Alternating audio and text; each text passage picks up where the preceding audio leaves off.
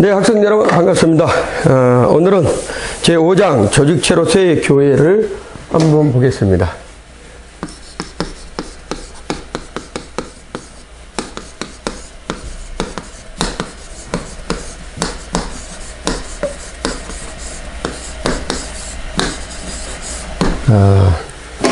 제5장 조직체로서의 교회.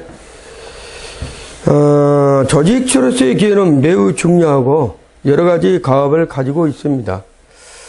만약 교회가 그 전 교회의 협력을 이루어서 그 지역사회 안에서와 온 세계를 향해서 그 가업을 수행하려면 교회에 부과된 책임에 응할 만한 조직이 수반되어야 되는 것이죠.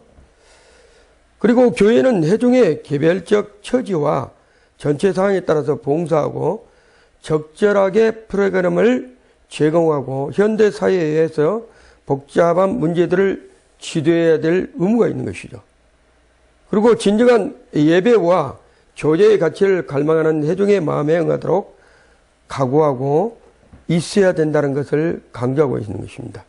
그러므로 교회의 직무가 효과적으로 진행하도록 하는 측정이 되는 직원의 정령의 역량에 따라서 연구가 계속되어야 되는 것입니다. 그래서 교회의 직원은 전문적 교회를 받은 자로서 용이 주도한 인물로 구성되어야 되는 것이죠. 교회가 사업에 있어서는 주요 부서를 통해서 윤곽이 뚜렷한 책임을 밝혀줘야만 사람들은 이 책임에 열광적일 수도 있다는 것입니다. 용이 주도한 계획과 조직의 사업의 모든 국면의 포괄적인 파악이 교회를 통일화시키고 힘있게 하고 그리고 교회를 전진해 나갈 수 있는 것이 통로가 될 수 있다는 것이에요. 그래서 조직체로서 교회는 매우 중요한 의무를, 과업을 가지고 있다는 것을 절대시 요구를 합니다. 첫 번째로 행정의 통일성입니다. 유능한 교회 조직의 첫째 원리는 행정의 통일성에 있다는 것이었죠. 위에서부터 목회자가 밑에 있는 하부 조직까지 모든 일사분란하게 움직여지는 조직체계가 이루어져야 된다는 것이에요.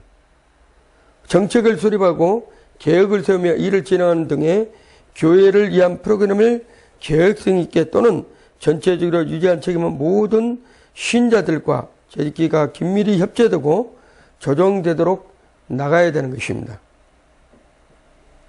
교회의 계획을 수립하고 그 계획을 교회 프로그램으로 채용하는 데 있어서 재직회 각 회원들은 자기 의견 발표에 동원할 기회를 가져야 된다는 것이에요. 각자의 투표가 동일한 무게를 갖추도록 요구를 해야 됩니다. 어떻든 교회의 정책과 프로그램은 민주적 방법에 의해서 작성되어야 되고요. 또한 모든 신도와 그의 프로그램이 되어야 된다는 것을 말하고 있는 것입니다. 이와 같은 방법으로 프로그램이 채택되면 온 교회에는 그 프로그램을 믿고 전폭적으로 지지해야 되는 것이죠. 그렇지 않으면 안 되는 것입니다.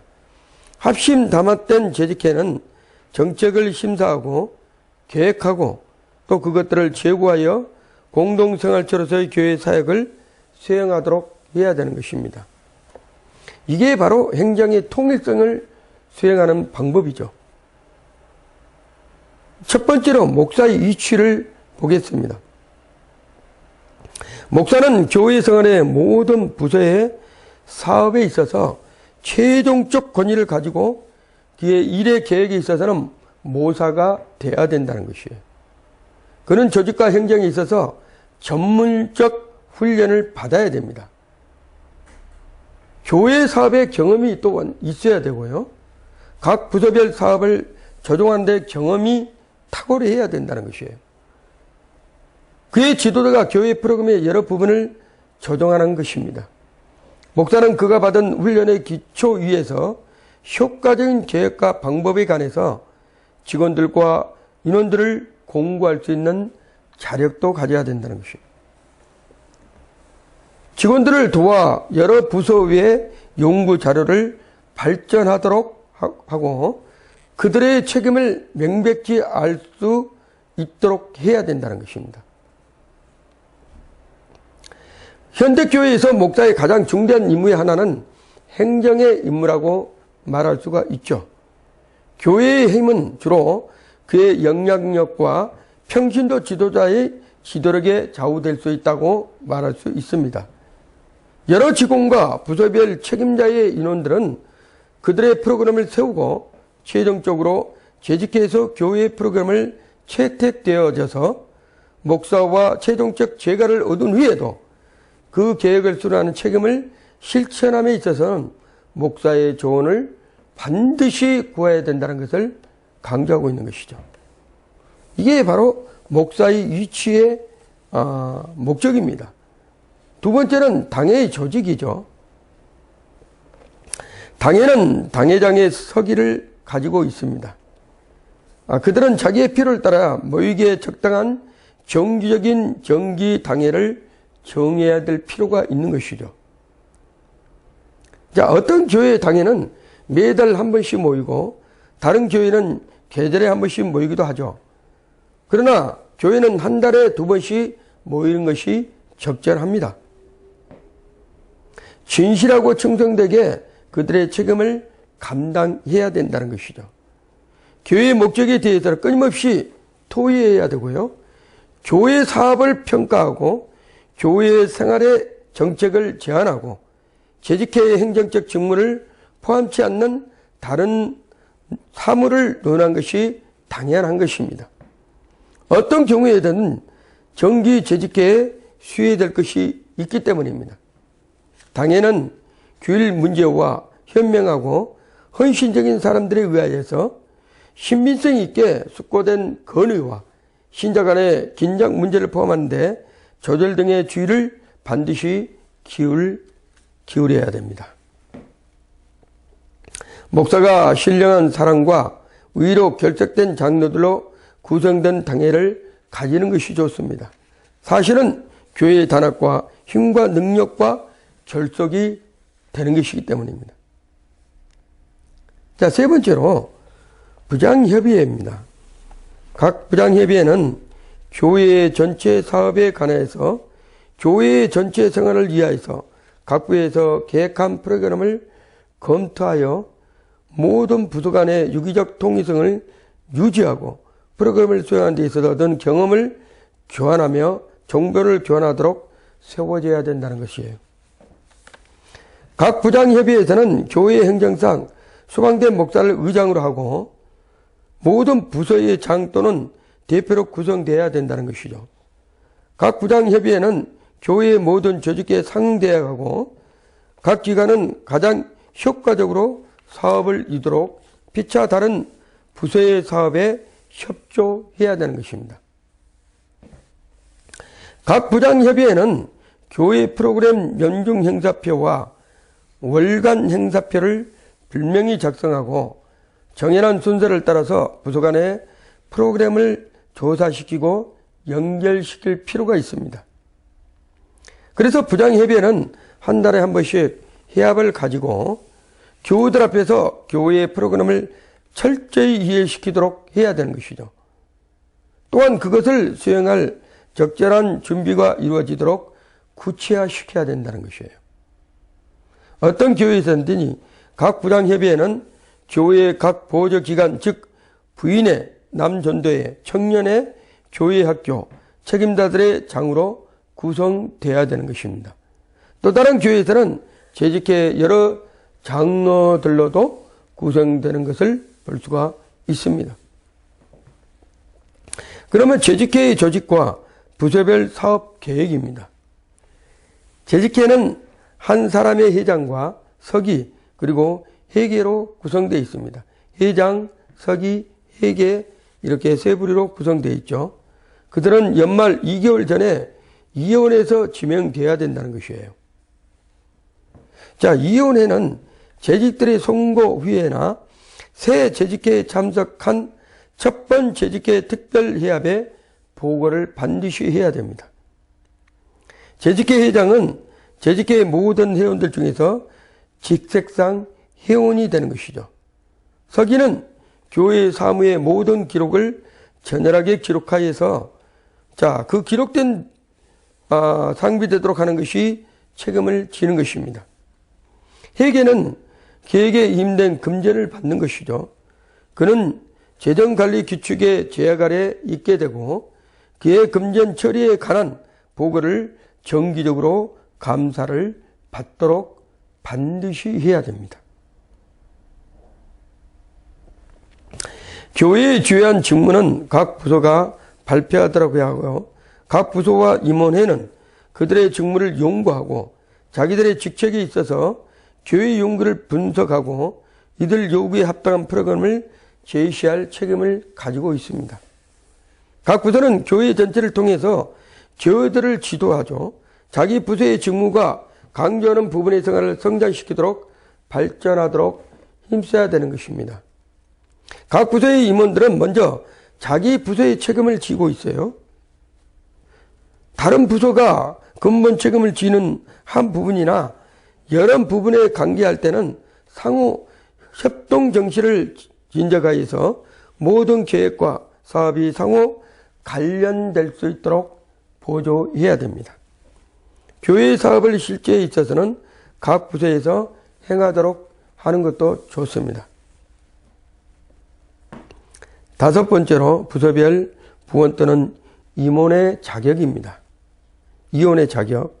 각 부의 부원들 또는 손출에 대해서는 특별한 주의가 기울여져야 됩니다. 부원들은 반드시 일정한 직무를 수행하고 이들 직무가 교회 생활과 교회의 준비의 기초가 된다는 것을 반드시 인정하도록 해야 되는 것이에요. 그들은 이들의 직무가 가장 효과적을 가져오는 그러한 프로그램을 세우고 그들의 계획을 재직해 제출하고 그것들이 수행되도록 보살피는 책임을 지는 것을 인식해야 됩니다. 가장 강력한 지도력의 능력을 보유한 사람들이 주요 직무를 맡도록 선출되어야 되는 것이죠. 가능한 한 부의 부원들을 경영과 훈련과 특별 계획을 바탕으로 해서 최대 봉사를 할 수 있는 부분들을 담당하도록 해야 됩니다. 부장들이 선출되고 그들은 자기들이 각 부서의 부원들의 선출을 돕도록 소집되어야 됩니다. 부원 선출이 끝나면 그들은 당회의 인준을 받도록 부원 면단을 당회에 제출하도록 해야 되는 것이죠. 각 부서와 위원들은 부회장의 서기를 두어야 되는 것이죠. 부서의 대부분은 세분화해서 위원들이 함께한 각 부분을 맡도록 하는 것이 좋습니다. 이것은 특별히 교회의 큰 적절한 적합이 될 수 있도록 하는 것이죠. 작은 교회는 각 부의 개개 부원에서 사업의 일부분을 임하거나 그 교회에 합당하도록 부서를 통합하는 것도 중요합니다. 원래 정기 재직회 보고서를 제출하는데 달마다 그 부서의 다른 부원이 보고서를 낭독하는 것도 좋습니다. 이러한 보고 방법은 그 회의에 다양을 주고 위원들에게 책임감을 의식시키는 것이 중요하다는 것이죠. 보고서는 꼭 기록 작성하도록 하고 그 부서가 성취한 일에 공평히 평가하도록 간단 명료하게 작성하는 것이 좋습니다. 두 번째로 교회 조직의 목적을 한번 보겠습니다. 조직의 목적은 신자들로 봉사하게 하는 그러한 목적에 있는 것이죠. 그들에게 교회의 윤택함과 영감을 가져다 주는 데 인력을 담당하고 있는 것이죠. 회중을 자라게 하고 책임을 맡도록 하여 그 과정에서 영역을 얻도록 하는 것이 중요합니다. 여러 가지 임무에 사람들을 쓰는 것은 그들을 성장케 하는 수단이 되는 것이죠. 그러므로 그들을 적절하게 배치해서 사업을 하는 데 있어서 잘하도록 인도하는 것입니다. 그래서 교회는 늘 새 사람을 써서 그들의 재능을 발달시킬 수 있도록 하고 경험 많은 자들은 더 중요한 책임을 맡도록 하는 것이 리더자의 중요한 부분입니다. 지도자들을 훈련시키고 강력한 기독교 신자, 청지가로 길러내는 것은 교회의 중대한 기회 중에 하나입니다. 재직회의 기능과 활동을 한번 보겠습니다. 재직회의 기능과 활동만큼 교회에서 더 중요한 것은 없습니다. 계획하지 않고 기대하지 않고 일하지 않으면 실제로 중요하고 의에 있는 일이 회중의 생활에 결코 일어나지 않는다는 사실이에요. 교회가 중대하면 교회는 교회에 속한 가장 훌륭한 사람들에 의해서 열심히 일해야 할 책임이 있는 것입니다. 교회 사업은 시간과 노력과 연구를 반드시 필요합니다. 그리고 중요한 결과는 이러한 것들이 없이는 결코 이루어지지 않는다는 사실이에요. 그래서 교회는 활동하는 재직회가 되기를 기대하고 연구해야 되는 것입니다. 두 번째로 계획의 중요성이죠. 재직회의 계획은 회중의 각자가 생활과 봉사의 자기를 발견할 수 있는 생활과 봉사의 구조를 구축하는 것이 노력하는 것이 필요합니다. 그것은 십자가의 모든 군사가 참전하는 공격정과 같은 것이죠. 자, 각 교인이 하나하나 참여하고 하나님이 받으실 만한 태도로서 그리스도를 섬기는 사업을 조직하는 것입니다. 모든 계획은 건물의 골격들은 공격적인 전략과 같고 예정표의 정사진이 될 수 있는 것입니다. 몇 사람의 부원의 계획을 세우는데 시간을 소비하고 100명의 조직회의 구성원의 부서의 시간으로 인하여 유익을 얻는 것입니다. 또 조직회는 지혜를 써서 연구한 연구를 2,500개의 회중에서 제시하여 회중은 그 조직회의 시간으로 유익을 볼 수가 있다는 것이에요. 계획을 수렴하는데 소비한 시간은 교회 사업의 가장 기초의 작업이 될 수 있습니다. 모든 계획은 하나님 나라의 사업으로 회중을 인도할 수 있도록 세지 않으면 안 됩니다. 그래서 계획의 중요성이 반드시 각성하고 그 계획에 솔선수범해야 된다는 것을 말씀하고 있는 것이죠. 자, 세 번째로 조기 계획입니다. 교회는 그 사업을 위해서 미리미리 계획을 세워둬야 된다는 것이죠. 1년 사업은 그 사업을 시작한 때부터 수개월 전에 계획해야 된다는 것이에요. 대부분의 교회는 신년도 사업을 계획하고 있죠.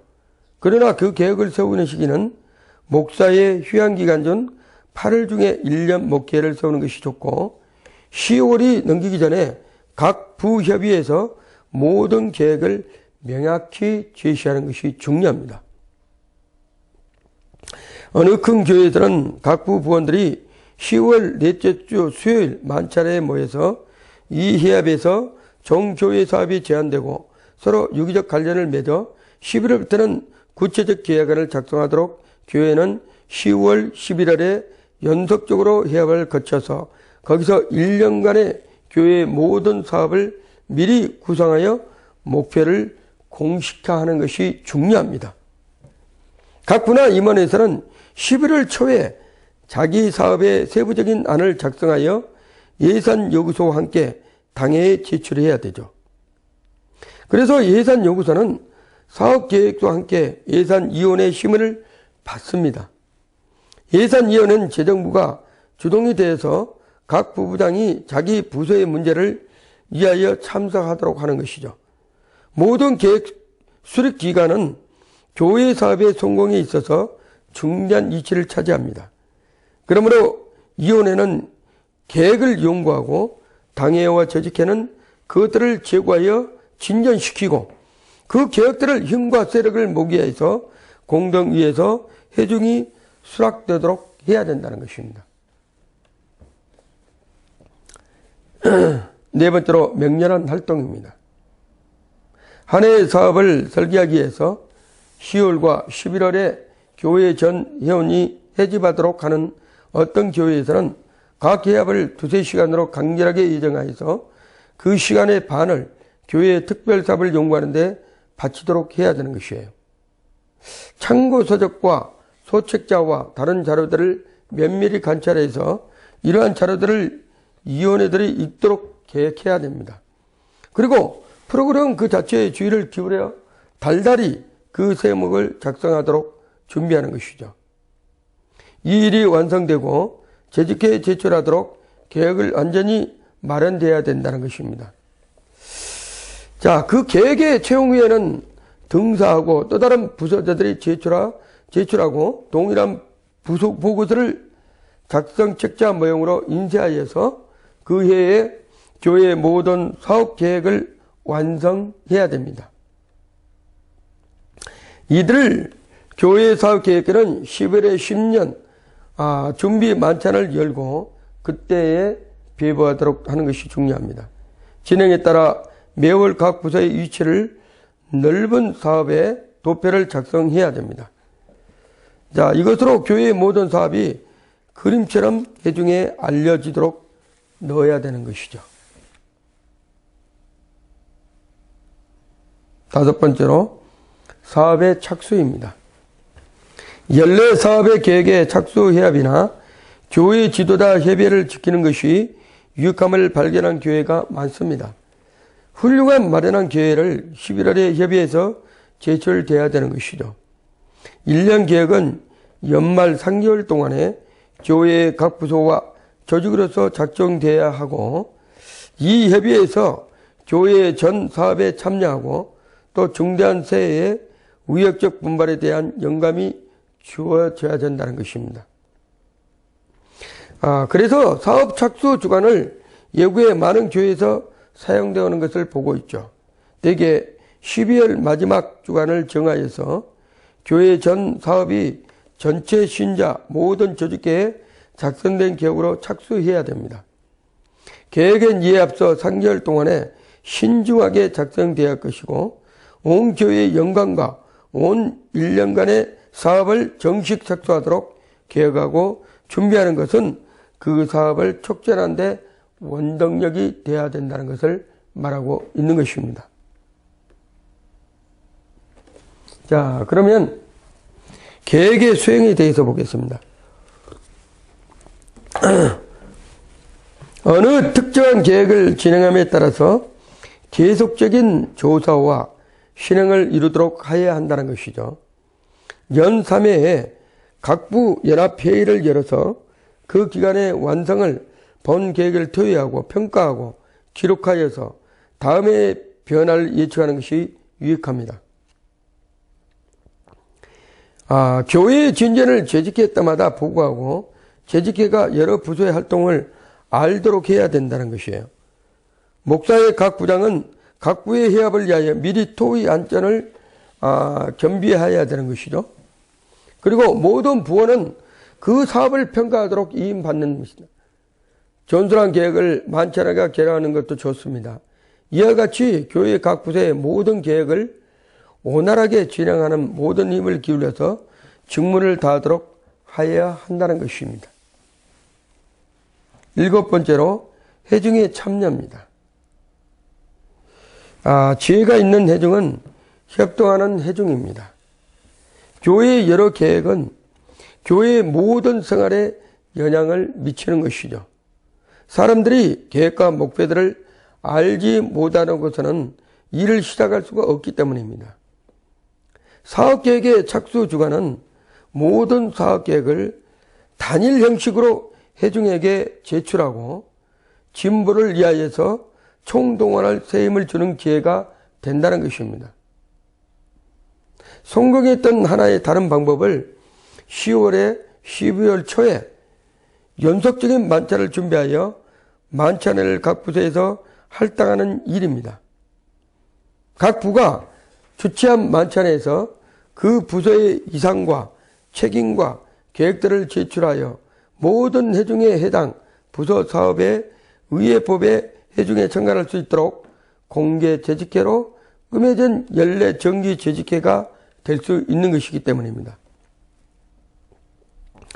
자, 이 회합을 종합하는 정기 재직회 절차로서 만찬을 준비해야 되는 것이죠. 각 부장은 정기적 보고를 하여서 평상적인 사업을 통과해야 됩니다. 이러한 종류의 회합을 개최하여 회중에서 재직회 사업을 통찰하는 통찰력도 필요하다는 것을 말하고 있는 것이죠. 그래서 반드시 회중을 참여시키는 것이 중요합니다. 여덟 번째로 청직의 주일입니다. 각 부서의 조직과 인선 직후에 청직의 주일을 1년 중 뜻있는 날 중에 하루를 지켜야 되는 것이죠. 청직의 주일은 지도자들이 하는 봉사를 인정하는 것이 아니라 또한 그들이 한층 더 높은 봉사의 의미, 책임 수락을 표명하는 것이 있는 것입니다. 간부 명단도 인쇄하거나 복사해서 배부하고 각 부원들의 그것들을 집에 가지고 가서 보관하게 하고 그것이 자기들의 헌신의 상징이 될 수 있도록 준비해야 되는 것입니다. 이 청직의 주일은 그 지위와 책임을 확대해서 평신도 지휘자의 가기를 인정하게 하는 것이죠. 이것이 또한 회중이 그들의 충성과 후원을 수행하는 기회를 제공한다고 보고 있는 것입니다. 이것을 해마다 행하게 되면 청직의 새 의미가 교회 성연에 유익을 줄 수 있기 때문인 것이죠. 9번째로 재직 간의 교제를 한번 보겠습니다. 아무 교회나 재직 간의 친교의 기회는 그리 쉽지 못한다는 것에 있는 것이에요. 화목과 우애는 매우 필요한 가치가 있으므로 그런 사교적 저축을 가질 기회를 마련하고 친목을 도모하고 재직계의 정신과 관심을 시킴으로써 그들이 맡은 바 교회 일에 큰 효과를 증진시키는 데 있습니다.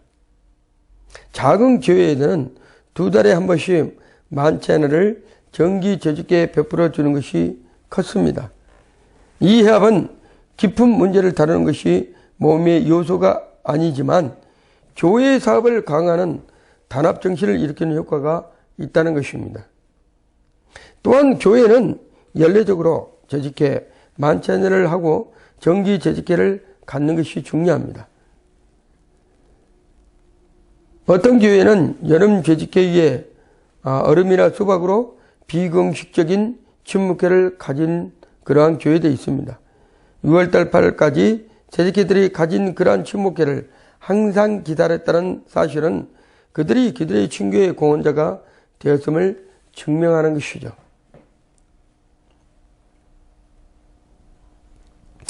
열 번째로 재직회의 소집입니다. 재직회는 교회의 동력기관이 될 수 있는 것이에요.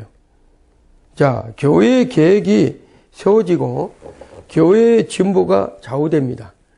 하나님의 항상 해안마다 관심 깊은 방청자가 되신다는 것을 명심해야 됩니다. 그러므로 모든 해합은 하나님의 임재를 호흡할 수 있는 예배당 안에서 개최하는 것이 합당합니다. 그 해합은 교회의 분위기를 갖고 교회의 염을 조성할 수 있도록 하는 것이죠. 해합은 경건한 시간을 가져야 됩니다. 하나님의 임재가 느끼도록 해야 되는 것이죠. 걱정하는 모든 일은 하나님과 대면하여서 하는 것이 규율 있는 절차가 되도록 하는 것입니다. 모든 것을 적당하게 하고 질서대로 해라. 고린도전서 10장 40절에 말씀하고 있는 것이죠. 교회 사업이 재정에 의뢰되는 것처럼 많은 해합이 재정적 보고와 논의가 되어야 된다는 것이죠. 이것은 필수적인 요소입니다. 그러나 교육, 예배, 세계 선교, 그리고 전도 같은 일들도 재직의 근본적인 직무입니다. 정기 재직회 부장들로 하여금 때때로 보고를 받도록 하는 것이 중요합니다. 이것은 회의에 흥미하도록 책임을 나누게 하는 것이죠.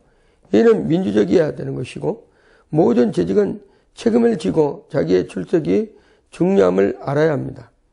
회의는 간단한 묵상과 기도의 시작을 통해서 시작되는 것이죠. 교회 계획들이 수립되고 하나님 사업이 숙고되어 준비되어야 되는 것입니다. 계획들이 수립되고 하나님 사업이 숙고될 때 모든 사업은 산회하기 전에 하나님 앞에서 재음미되어야 되는 것이죠. 재직회는 모든 회원에게 신령하게 경험되어야 된다는 것입니다. 그것은 하나님의 영광과 사람들의 생명과 관계되는 신령한 사업이기 때문에 하나님의 사입을 알아야 된다는 것입니다. 자, 11번째로 목사의 재직회입니다. 목사는 모든 부서에서 직책상의 통제 권한을 가지는 회원이 되는 것입니다. 교회 사업에서의 목사의 목회상의 여러 계획과 사업에서의 경영과 여러 분야의 새로운 진보에 대한 끊임없는 연구는 각 부서의 조력과 영역의 원천이 된다는 사실이에요. 자, 각 부의 간부들은 회중의 심정과 계획과 사업들에 대한 회중의 반응을 설명할 수 있을 것입니다. 그들은 목사와 함께 하나님의 자녀들의 요구를 만족시키는 계획들과 그 주요 사업의 목표 달성을 위한 계획들을 수립하는 데 참여하게 하는 것입니다. 목사는 각 부의 회의에 참석 반드시 해야 됩니다. 그는 각 부의 사업을 위한 힘을 주고 제출된 계획들의 신령한 뜻을 설명할 수 있어야 되겠죠. 교회의 사업의 집행 책임자이기 때문입니다. 계획을 채용하고 또는 정한 목적을 성취할 수 있도록 하는 모든 노력에 있어서 연기와 영역과 도움을 줄 수 있어야 된다는 것이죠. 목사와 재직회의 관계는 친밀하고 성의가 있고 생기가 있어야 된다는 거예요. 그리고 그들은 하나님께 충성해야 될 공동체의 책임의식을 지녀야 된다는 것을 그 목회자는 강조를 해야 됩니다. 이것으로 제5장 조직체로서의 교회의 행정을 보았습니다. 제6장 예배위원회입니다.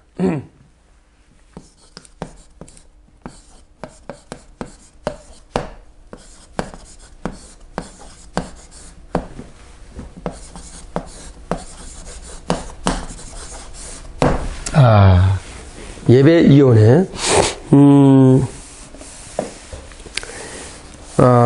이사야는 주께서 높이 들린 보호자에 앉아 계획한 후에 그 생활이 주를 뵙기 전과 판이하게 달라졌습니다.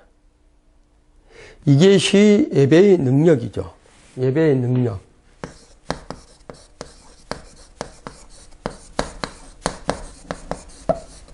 자, 이사야서를 보면 알 수가 있습니다. 사람들을 하나님의 임재하신 자리로 이끄는 것이 예배의 목적입니다. 성도들을 하나님의 임재한 자리로 이끄는 것이 예배의 궁극적 목표죠. 하나님이 임재하시는 생활의 훈련이라고 합니다. 의식을 통해서 사람들이 하나님을 아버지로 동행자로 강하게 하시는 것이 바로 의지이기 때문입니다. 자, 예배는 하나님을 묵상하는 것으로 시작해서 높은 영광에로서의 인간의 형상의 변화를 일컫는 것입니다. 그러므로 예배는 그리스도인의 최고의 특권이기도 하죠. 예배하는 회중은 하나님 나라의 신령한 능력의 집입니다. 그 회중에 자기가 교제하는 사람들을 가지고 있기 때문이죠. 예배하는 교회는 성령으로 충만한 교회이기 때문입니다. 예배하는 개인은 하나님의 자원과 접촉하고 있다는 사실이에요. 그 영은 하나님의 영과 교제하고 만유 안에 계시고 만유에 계시는 하나님의 큰 집이 되기 때문입니다. 그래서 예배위원회는 교회의 예배 직무에 대해서 연구를 날마다 해야 됩니다. 주일 낮 예배 시간은 사람들이 서로 만나고 사람들이 여러 영적 요구에 응할 수 있도록 계획을 수립을 해야 된다는 것이죠. 그래서 이 예배위원회이 상당히 중요한 부분을 차지합니다. 첫 번째로 예배위원회 임무입니다. 자, 예배위원회의 중대한 책임을 가진 자들이죠. 이 위원회는 교회의 공중 예배를 연구하고 그것을 유효하게 하는데 조력해야 된다는 것이죠. 예배의 여러 부분, 즉 헌금, 성찬, 축도와 다른 것들을 용구해야 되는 것이죠. 위원회는 또한 신자의 예배생활을 지도하고 개인적 신앙의 중력성을 강조하고 그 실행과 저에게 도움을 주는 제안을 해야 된다는 것입니다. 위원회 간부들은 사람들의 습관을 조사하고 그들의 영적 생활을 풍부하도록 힘써야 한다는 것이에요. 이 위원회는 또 각 가족 단위의 신앙생활을 훈련하고 또한 가족 간의 신앙을 필수 불가결의 요소가 되도록 돕기에 힘써야 된다는 것이죠. 이 위원회는 모든 교회 생활을 연구하고 예배 경험의 성장과 모든 부분과 교회 생활에 있어서 영적 생활을 도와줘야 된다는 것입니다. 그래서 이 위원회는 회중의 영적 성장을 촉진하는 연구 행사를 지도해야 되는 것입니다. 두 번째로 예배위원회 위원입니다. 이 예배위원회 위원은 풍부한 영향력을 가진 자로서 예배의 가치를 인정하고 기도와 성경 읽는 것과 신앙적 문헌과 그리스도의 가정의 가능성들을 구성돼야 되는 것입니다. 그들이 지도할 수 있기 전에 그들이 도달하기를 해구하는 목적들의 가치를 인식해야 된다는 것이죠. 그리고 문헌 연구 활동에 참가 유효하고 풍부한 예배의 관찰과 자기들의 기도 생활의 수련을 통해서 이 지도자들은 모든 회중을 돕는 수단이 되어야 되는 것입니다. 세 번째로 목사의 예배입니다. 교회의 생활은 다른 부분에 같이 이 부분에서 목사는 중심 인물이 되어야 된다는 것이에요. 예배에 있어서 교회의 경영과 이상을 좌우해야 되기 때문입니다. 그는 하나님 앞에 이르는 모든 일이 있어서 엄숙한 위험을 더하도록 할 수 있는 자들을 가져야 되는 것이에요. 지도에 따라 성가대원, 성차정에 있어서는 장로와 집사들 그리고 예배 분위기를 조성하는 훌륭한 안내인들의 예배 인도자들의 의를 경건한 데 느끼게 하는 것입니다. 이것이 목사에게 주어진 신성한 의무이기도 하죠. 그는 이 위원회에 더불어 자기의 뜻과 같이 하도록 함으로써 그들을 회중을 고치하고 영적 생활을 더욱 힘쓰도록 계획을 해야 되는 것입니다. 첫 번째로 주일낮 예배입니다. 교회 한 주간에 있어서 가장 중요한 시간은 주일낮 예배 시간이죠. 경의에 찬 어린이들과 희연한 청년과 자기 만족이 사는 어른들이 하나님과 교통하기 위해 서로 만난 예배 시간은 하나님께서 인간의 마음의 말씀의 시간에 하나님의 시간이라는 것을 강조해야 됩니다. 교회의 직무의 책임을 가진 예배위원회는 이 시간의 뜻을 올바른 인식하도록 하고 목사의 지도하에서 예배 시간에 필요한 것, 그 약점, 그 기회를 연구하도록 해야 되는 것입니다. 회중을 예배로 접근시키는 것은 가장 중요한 것이에요. 자, 시작할 시간이 되면 피아노의 오르간이 좋아가고 성가대는 성가대의 석으로서 들어가고 목사는 설교 자리를 잡고 청중은 성가대석에 찬송을 맞추기나 기도 중에 건강하게 기립합니다. 예배 시간은 감명적이고 유해 깊도록 해야 한다는 것을 중요한 이치에 차지합니다. 안내인은 그 시간 전에 현관의 큰문을 열어야 하고 그리고 사람들은 꼭 시간에 맞추어 오도록 공고해야 되고 적당한 자리에 앉기에 원함과 그 다음에 톡하고 기도하는 톡하고 기도하는 보호자가 계문 떼는 순간 참여하기보다는 열성이 회중 가운데서 조성되도록 하여야 된다는 것이에요. 자, 이 시간을 가장 잘 이용하도록 예배위원회는 예배 각 부서에 대하여 사고하고 개혁해야 된다는 것입니다. 자, 위원회는 목사를 돕고 목사는 그들을 돕는 것이죠. 그 위원회 예배의 모든 순서에 책임진 모든 사람과 의논하고 공동의 이상과 목적을 이루도록 해야 된다는 것입니다. 자, 세 번째로 예배 있어의 음악입니다. 음악은 예배의 중요한 부분입니다. 음악은 영혼의 언어이기도 하죠. 예배 분위기를 조성하고 회중의 기분을 좌우하며 설교의 은혜를 끼치게 하고 정신을 고매하게도 합니다. 악기 연주는 예배 인도자의 한 사람이고 기는 중요하고 신령한 노래와 하나님의 빛을 발산하도록 하는 친숙한 찬송가로 사람들의 심령을 하나님께로 이끌어 그들에게 헌신하도록 하는 것입니다. 성가들은 예배 음악의 필수 불가결의 요소이고 예배의 영적 분위기를 돕는 것이에요. 성가대원은 예배 인도자로 그 높은 특권을 인식하도록 하는 것입니다. 성가대의 지휘자들은 오르간 연주자는 예배 주도자의 목사의 지시에 따라서 바라는 최고의 결과를 획득하도록 융합해 나가는 것이 중요합니다. 예배위원은 성가대원을 할 수 있는 모든 격려를 해야 되는 것이죠. 성가대원의 해마다 특별한 만찬의 손님으로 초대하고 그들의 증가를 높이고 평가해 주는 것이 온 교회의 유기입니다. 어떤 교회에서는 내정의 성가대, 즉 고등부 성가대, 중등부 성가대, 어린이 성가대를 수년을 유지해 왔습니다. 이러한 소년 성가대를 교회 행사를 풍부하게 하고 또 교회에 있어서 종교 음악에 대한 청소년의 역할의 중요성을 인식하도록 하는 것이에요. 또 예배위원은 또한 온 교회에서 사용되는 찬송가에 대해 연구해야 되고 더욱 고상하고 유익한 찬송가를 여러 부분에 권장해야 된다는 것을 말씀하고 있는 것입니다. 그리고 예배에 있어서의 안내입니다. 안내는 모든 교회의 중요한 직무에 중요하죠. 안내인들은 교회의 진정한 주인으로 행세하며 한 새로운 방문자에 대해 신령한 인상을 조성해야 되는 것입니다. 정중한 성격과 온화한 온정과 명석한 기력을 지닌 사람들이 인내함으로써 일도하도록 지명되어야 되는 것이죠. 안내인들은 온 신자들을 다 알고 또한 그들이 앉기 좋아하는 것을 알아야 됩니다. 그들이 손님을 발견하고 그들을 환영하고 그들을 다음에 그들이 다시 올 때에 그들을 알아볼 수 있도록 해야 되는 것이죠.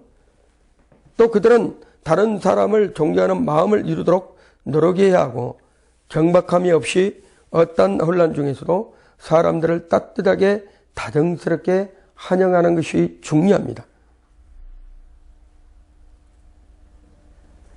오늘은 성찬 예식까지 하겠습니다. 성찬 예식에 있어서는 예배에 있어서 최고의 영적 행사이죠. 예수님께서 주인이 되신 식탁에 사람들이 앉아 주의 생명에 참여하고 그의 사제의 은총을 맛보는 순간은 높은 영적 경험이 될 수 있습니다. 즉 첫째로 주의 최후 만찬을 가능한 그 의식에 있어서 귀중하게 유용하게 하는 것이고 둘째로 교인들로 하여금 주의 최후 만찬의 의의와 가치를 깨닫도록 지도하는 것입니다. 목사가 성가대 지휘자, 성가대원, 장로, 안내 집사를 예배와 각 부서를 이익 있게 하는 것이 중요합니다. 그 목적과 그 참여함에 있어서 일치 단합해야 된다는 것이에요. 성가대가 성경 낭독, 기도, 분병, 분집 또는 상징의 취급 등 모든 다 주의 뜻깊게 계획 수립되어야 된다는 것을 강조하고 있는 것입니다. 조학에 따라서 회중에 이르서는 성내 처음에 장로가 집사가 들어가고 그 다음에 성내에 참여하는 모든 성도들의 행렬로 자기 자리를 잡게 하는 것입니다.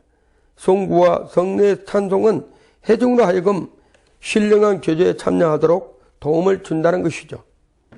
성찬 기도 중에 즉시 성가대는 한 장의 찬송을 부드럽게 부르고 송구를 읽고 그 다음에 조용한 노래로 온 성례가 끝날 때까지 계속하다는 중요한 것입니다. 그리고 성가대는 성찬용 식탁을 다시 정돈한 동안 한두 구절의 찬송을 부르는 것이 좋습니다. 예배위원회 애중으로 하여금 연례적 행사라서 성찬식을 더욱 깊고 뜻깊도록 계속하도록 지도하는 것입니다. 주학, 설교, 성경 그 모든 것은 성찬식을 엄숙하게 하는 것이고 성찬식은 친숙한 성고와 송구를 사용하여 성찬식 그 자철에서 조용한 명상의 예배를 지도하는 것이 중요합니다. 성찬 예식은 앞으로 중요에 따라서 더욱더 우리가 알아봐야 될 부분이 있는데 나중에 성찬의 의식에 대한 부분들은 따로 구별해서 여러분과 함께 공부하기를 하겠습니다. 오늘은 여기까지 하겠습니다. 감사합니다.